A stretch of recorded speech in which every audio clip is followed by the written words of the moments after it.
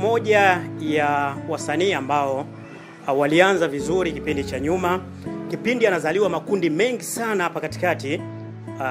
Kuna kundi ambalo lilikuwa linaitwa Malaika Classic Tanzania, kuna Hureira Classic, kuna Mazauji, kuna Naslim TZ na makundi mengine mengi sana.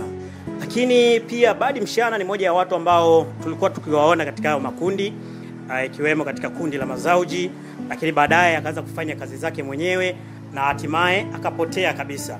Lakini kwa uzuri leo nimeweza kukutana naye hapa, na kikubwa tutaweza kupata mengi kuhusiana na safari yake ya sanaa ya muziki, lakini pia nini ambacho kimeweza kumtoa katika ulingo huu wa sanaa ya uimbaji wa kaswida, na je, kwa hivi sasa nini ambacho anajishughulisha nacho. Mimi naitwa Omar Salum, karibu sana katika exclusive interview hii hadi pale ambako tutasema bye kwa siku ya leo. Bwana, asalamu alaykum. Wa alaykum salaam wa rahmatullahi ta'ala barakatuh. Habari za masiku tele? Tunamshukuru Allah. Badi Mshana ni watu ambao tulikuwa tushakuzoea kumuona katika matamasha mbalimbali ya kaswida hapa nchini Tanzania, lakini pia aliingia na yeye miguu miwili katika upande wa uimbaji wa kaswida, lakini ghafla kazima kama makundi ambavyo yalianzishwa mengi na yeye akapotea. Nini kilikusababisha ukapotea katika ulingo huu wa uimbaji? Unajua usanii una mambo mengi, alafu pia usanii unaanza mbali. Licha ya mbali, kuna vitu ambavyo unatakiwa angalie vile vya umuhimu. Baada ya muziki kuna maisha, na je, haya maisha unayaendea vipi baada ya muziki? Mimi nilianza muziki nilikuwa natoa gharama zangu za studio, kuanzia video, kila kitu. Alafu baadaye nikija nikapiga hesabu za mambo ya matamasha, hela upati kama ile uliotolea wala izidi. Kwa hiyo nikasema hapa ngoja nitafute mbinu mbadala ili nijue maisha yanaendesha vipi. Umesema kwamba gharama zilikuwa zirudi baada ya kwenda kwenye matamasha. Kazi zako za sanaa ulikuwa umejikita sana katika upande wa matamasha au ilikuwa ni kufikisha ujumbe? Ni kufikisha ujumbe, pia kuna ile faida na wewe. Faida yako kubwa ilikuwa inategemea kwenye matamasha? Yeah. Baada ya kuona sasa matamasha hayalipi, ukaamua kuachana swala mzima? Nikaamua tu nifanye mambo mengine. Maana yake wewe ulikuwa unafanya kwa ajili ya kupata kitu na si kufikisha ujumbe kwa jamii kama ambavyo tunaamini waimbaji wengi wa kaswida wanafanya hivyo. Hapana, unavyoelewa wewe na mimi tofauti. Cha kwanza ni kufikisha ujumbe katika jamii na utuangalia. Sio, umeelewa? Alafu cha pili, lazima uangalie kwenye kula. Sometimes kuna mambo mengine ya kula, kuna maisha. Baada ya muziki lazima kuna kula, kuna kuvaa, kuna kila kitu katika maisha. Kwa hiyo mimi nikaona ikizi, ndio maana nikaamua tu ni move on. Hao ambao wanaendelea hivi sasa wanaweza vipi kuhandle maisha yao? Tunaona wanaendelea na matamasha yanaendelea kufanyika, wewe ukashindwa kuendelea. Maana yake kuna sehemu ulikuwa unakosea. Kwa nini hukujifunza kwa hawa ambao bado hadi hivi sasa wanaendelea kufanya matamasha, ili uone wapi unakosea na wewe uweze kupata kila ambacho wao wanakipata? Mimi mwanzo nilikuwa na usimamizi yenyewe inahisi unaofahamu ni Mazauji. Na Mazauji yenyewe ilikuwa inaendeshwa Mazauji kifamilia. Kifamilia na maanisha. Bimana unaweza kufanya kazi ukaja ukategemea support kutoka Mazauji. Hapo pia ile support ukaikosa, wakaianza wao, yani kazi nyingi za kwao ndio wanajisupport wao kama wao. Sio, umeelewa? Alafu kija kwangu mimi, hata ukija ukiangalia performance zangu, washangaa na yeye kwa mwisho. Usicheke na yeye kwa mwisho. Sisi tunavyoamini, mimi ninavyoamini, kwa mtu ambaye kuna tamasha anapokuwa wa mwisho, maana yake anakuwa ni bora kuliko yule aliyeanza. Sasa huoni kama wewe ndio walikuweka? Sio kweli. Kwenye matamasha kuna kila sekta.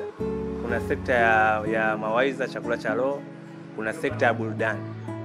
Sio, umeelewa? Kuna sekta ya burudani, kuna sekta ya chakula cha roho, bi maana mawaidha. Na pia kuna sekta mbalimbali, vichekesho, sio nini. Sasa ikija kwenye sekta ya burudani, ile sehemu ambayo wamefika wageni rasmi, wamefika wale waheshimiwa, watu wamekaa attention kuwasikiliza wasanii wana perform wao. Sio, umeelewa? Ikifika ule muda ambao watu wanaondoka, ndio unakuja unapewa wewe. Inamaanisha wewe unapewa ili wafokuze waaliko. Hapo turudi hapo katika swala la wewe kupanda mwisho, lakini kusema kwamba kulikuwa kuna upendeleo. Naamini kuna makundi mengi nje na Mazauji.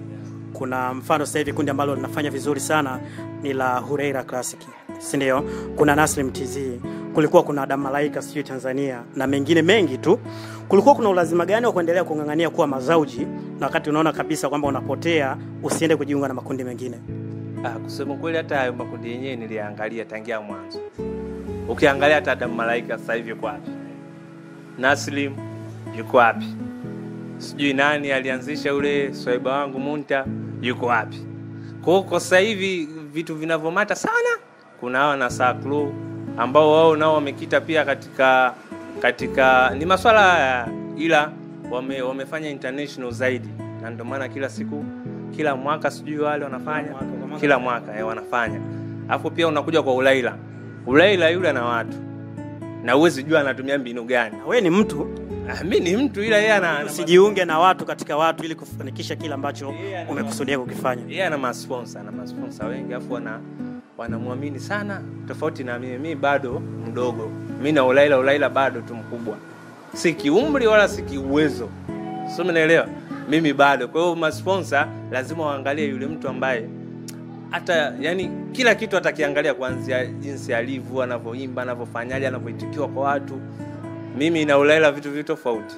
Kwa mfano sasa hivi Ulaila kaamua kuwa na wewe, akasema mshirikiane katika performance mbalimbali, uko tayari kurudi kwenye game? Hapana. Kwa shida ni makundi, shida ni hailipi, au shida ni sijakuelewa hapa?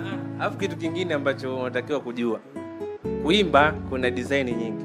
Kuna kuimba kufikisha ujumbe, kuna kuimba kama burudani. Pia mimi napenda masuala ya kuimba, sometimes napenda kusikiliza, napenda ile burudani. Na kati ya vitu vingi ambavyo vilivyonishawishi mpaka nikaimba, yani napenda kusikiliza kaswida nini, mwisho siku nikaja kujisikiliza, mbona mimi kama nina kitu, nikaanza kujaribu, mwisho siku nikaitikiwa, nikafanya kitu. Sio, umeelewa? Kwa hiyo inategemea na hivyo jinsi wewe unavyojiweka. Na moja ya vitu ambavyo umesema ni kwamba Ulaila ana watu ambao wanamsupport. Kwa mtu ambaye anakutazama hivi sasa kupitia Thamar TV, akamua sasa kukusupport, akasema nataka nimsimamie mshana katika upande wa burudani, uko tayari kurudi katika game? Kwa kweli hapana. Labda tu niimbe kama burudani ninavyotaka mimi. Mfano labda hata mwanzo nilipoanza kuimba masuala ya ile kasuda yangu ya wagonjwa, niliimba